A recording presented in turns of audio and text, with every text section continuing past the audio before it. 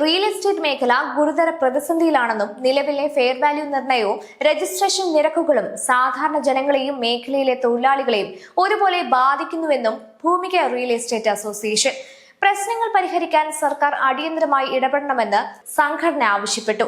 കേരളത്തിലെ ഏറ്റവും കൂടുതൽ തൊഴിലാളികൾ ഉപജീവനം കണ്ടെത്തുന്നതും സർക്കാരിന് വലിയ വരുമാനം ലഭിക്കുന്നതുമായ മേഖലയാണ് റിയൽ എസ്റ്റേറ്റ്. എന്നാൽ അശാസ്ത്രീയമായി നിശ്ചയിച്ചിരിക്കുന്ന ഫെയർ വാല്യൂ കാരണം ഭൂമി ഇടപാടുകളും ഭവന നിർമ്മാണ മേഖലയുമെല്ലാം പ്രതിസന്ധിയിലാണെന്ന് ഭൂമിക റിയൽ എസ്റ്റേറ്റ് അസോസിയേഷൻ ചൂണ്ടിക്കാട്ടി.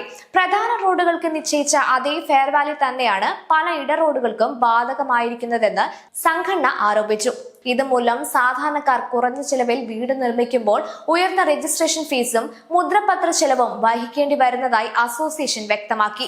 ബാങ്ക് ജപ്തി നടപടികളിൽപ്പെട്ട വീടുകളും സ്ഥലങ്ങളും കുറഞ്ഞ വിലയ്ക്ക് വിൽക്കാൻ ശ്രമിക്കുമ്പോഴും ഉയർന്ന ഫെയർ വാല്യൂ വലിയ തടസ്സമാകുമെന്നാണ് സംഘടനയുടെ വിലയിരുത്തൽ. രജിസ്ട്രേഷൻ ചെലവ് വർദ്ധിച്ചതോടെ ഇത്തരം വസ്തുക്കളുടെ വിൽപ്പന പോലും മുടങ്ങുന്ന സാഹചര്യമാണ് ഉള്ളതെന്നും ഭാരവാഹികൾ പറഞ്ഞു.